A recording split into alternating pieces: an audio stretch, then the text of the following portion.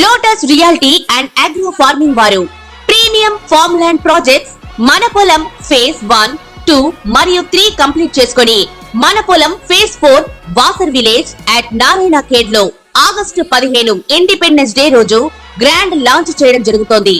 Launching మరియు independence day సందర్భంగా 5 guntas land out rate లో బుక్ చేసుకున్న వారికి 1,50,000 రూపాయల డిస్కౌంట్ తో పాటు 2 గ్రాముల గోల్డ్ ఫ్రీగా ఇస్తున్నారు. పూర్తి వివరాలకు సంప్రదించండి.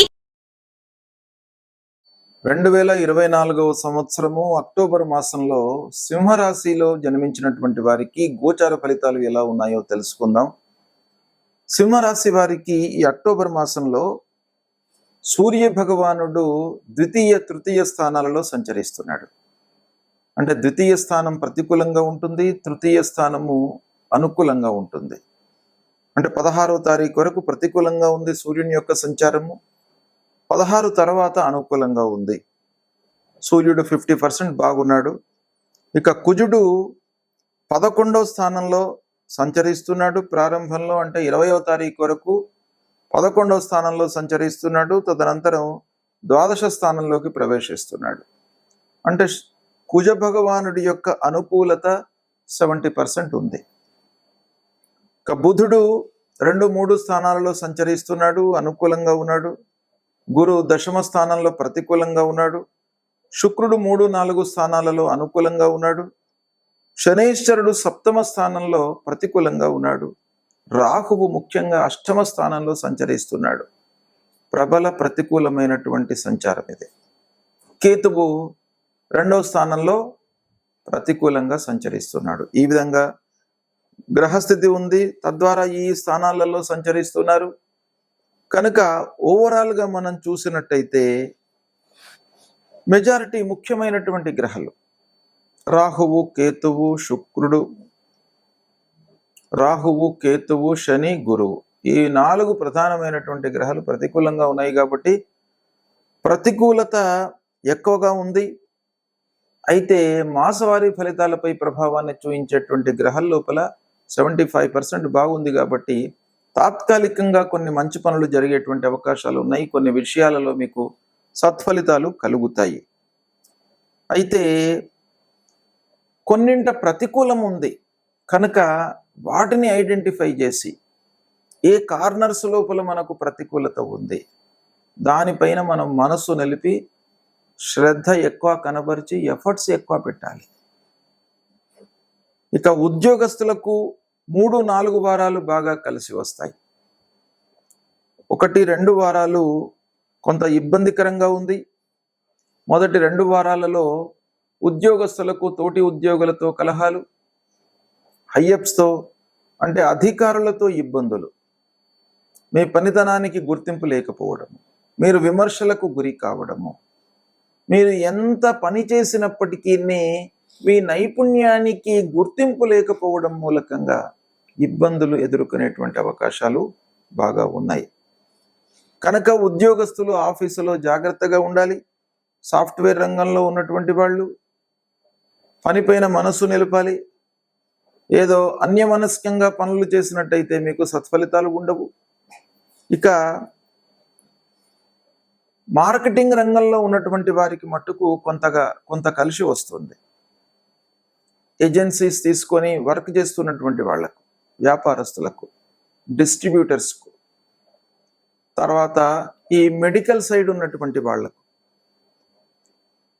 కళాకారులకు, ఇలాంటి వృత్తి లోపల ఉన్నటువంటి వాళ్లకు కలిసి వస్తుంది. ఇక అన్నదమ్ముల మూలకంగా కలహాలు కనబడుతున్నాయి. జ్ఞాతుల మూలకంగా, పాలివారి మూలకంగా, సరే సహజంగా పాలివారి మూలకంగా మనకు ఇబ్బందులు ఉంటాయి గ్రహస్థితితో సంబంధం లేకపోయినప్పటికీ. అయినా కూడాను కొన్నిసార్లు ఏమవుతుందనంటే వారి మూలకంగా కూడా మనకు మంచి జరిగే అవకాశాలు ఉంటాయి. అయితే ఇప్పుడు అన్నదమ్ములు, బంధువులతో కొంత జాగ్రత్తగా ఉండడం మంచిది. చిన్ననాటి స్నేహితులు, మనతో కలిసి చదువుకున్నటువంటి వాళ్ళు ఇంటికి రావడం మూలకంగా ఖర్చులు విపరీతంగా పెరిగే అవకాశాలు ఉన్నాయి. అంటే వాళ్ళను సంతృప్తిపరచడానికి కానివ్వండి, వాళ్ళతో మీరు సమయాన్ని వెచ్చించడం మూలకంగా కానివ్వండి, డబ్బు వృధా అయ్యేటువంటి అవకాశాలు బాగా కనబడుతున్నాయి. ఇక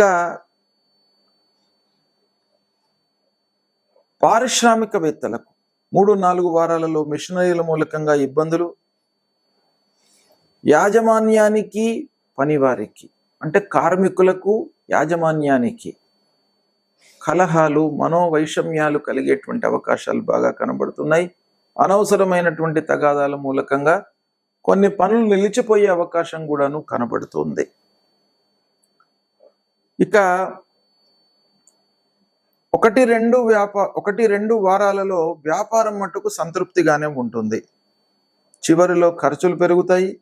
ఖర్చుల మూలకంగా కొన్ని పనులు వెనుకబడిపోతాయి. ఎందుకంటే ఖర్చులు పెరగడం మూలకంగా మన చేతిలో డబ్బు ఉండదు. ముఖ్యమైనటువంటి పనులు చేయాలి అనేటువంటి సమయం లోపల చేతిలో డబ్బు లేకపోవడం మూలకంగా అవి మనకు వాయిదా వేసుకోవాల్సినటువంటి పరిస్థితులు ఏర్పడుతుంది. కోర్టు వ్యవహారం మట్టుకు మీకు బాగా అనుకూలిస్తుంది. ఉద్యోగ ప్రయత్నాలు తాత్కాలికంగా సాఫల్యం అంటే తాత్కాలికంగా ఉద్యోగం లభిస్తుంది మీకు. అయితే పర్మనెంట్ ఉద్యోగం కొరకై, పర్మనెంట్ ఆదాయం కొరకై స్థిరంగా మీకు డబ్బు రావడము పైన మీరు మనసు నిలపండి.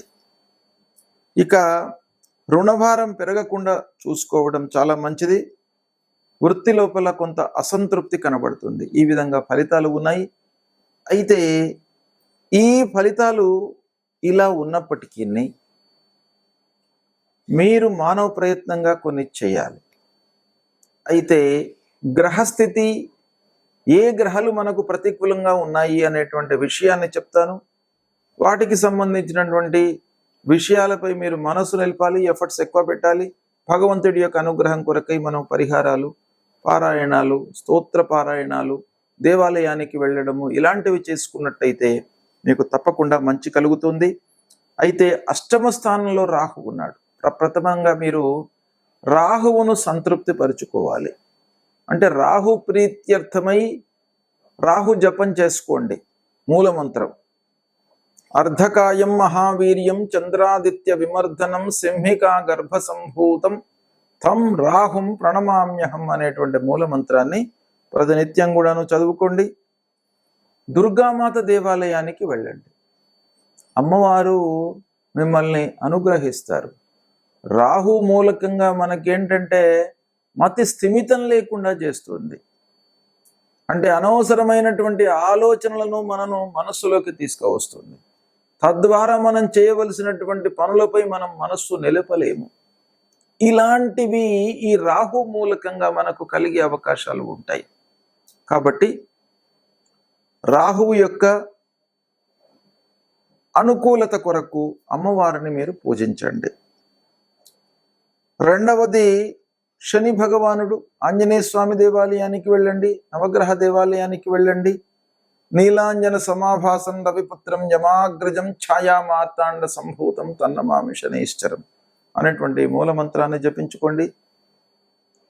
ముఖ్యంగా గురు భగవానుడు దశమ స్థానంలో సంచరిస్తున్నాడు. ఈ గురు భగవానుడు దశమ స్థానంలో సంచరించడం మూలకంగా ఏమవుతుంది, మనకు వృత్తిపరమైనటువంటి సమస్యలు వచ్చే అవకాశాలు ఉంటాయి. అది కూడాను పంచమాధిపతి దశమంలో ఉన్నాడు. కొంతవరకు మీకు అనుకూలిస్తుంది. అయినప్పటికీ వృత్తి లోపల మీరు ఎక్కువ ఎఫర్ట్స్ పెట్టాలి. ఆ వృత్తి లోపల మీరు పరిపూర్ణత, లాభము జరగడానికి గురుదేవులను మీరు ప్రార్థించండి. తల్లిదండ్రులను మీరు పూజించండి. తల్లిదండ్రులకు ప్రథమంగా మీరు సపర్యలు చేయండి.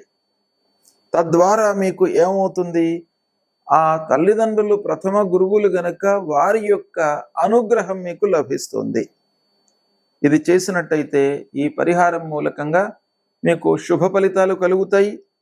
ఇక విఘ్నేశ్వరుణ్ణి పూజించండి. ఆటంకాలు కనబడుతున్నాయి. 2వ స్థానంలో అంగారకుడు, ద్వితీయ స్థానంలో సూర్యుడు.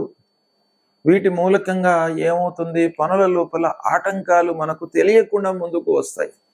మనం ఎంత ప్రయత్నం చేసి పక్కడ్బందీగా ఆ ప్రణాళిక వేసుకొని ఆ కార్యక్రమాన్ని ప్రారంభించినప్పటికీ ఏదో రకమైనటువంటి ఆటంకాలు ముందుకు రావడము, తద్వారా ఆలస్యం జరగడము ఇవి కలుగుతాయి. కాబట్టి విఘ్నేశ్వరుణ్ణి పూజించండి. శంకరుని దేవాలయానికి వెళ్ళండి. ఆ పంచాయతనం ఉంటుంది. శంకరుని దేవాలయం లోపల శంకరుడు, పరమేశ్వరుడు, గణపతి, అమ్మవారు, నాగేంద్రుడు, ఆదిత్యుడు, విష్ణువు అన్నీ భగవత్ స్వరూపం లోపల మనకు ఉంటారు అక్కడ. కాబట్టి మీరు శివాలయానికి వెళ్ళినట్టయితే ఈ రాహువు, శని, గురువుకు సంబంధించినటువంటి పరిహారం మీకు కలుగుతుంది. భగవంతుడి యొక్క అనుగ్రహము మీకు కలుగుతుంది. తద్వారా మీకు శుభ ఫలితాలు కలుగుతాయి. శుభం.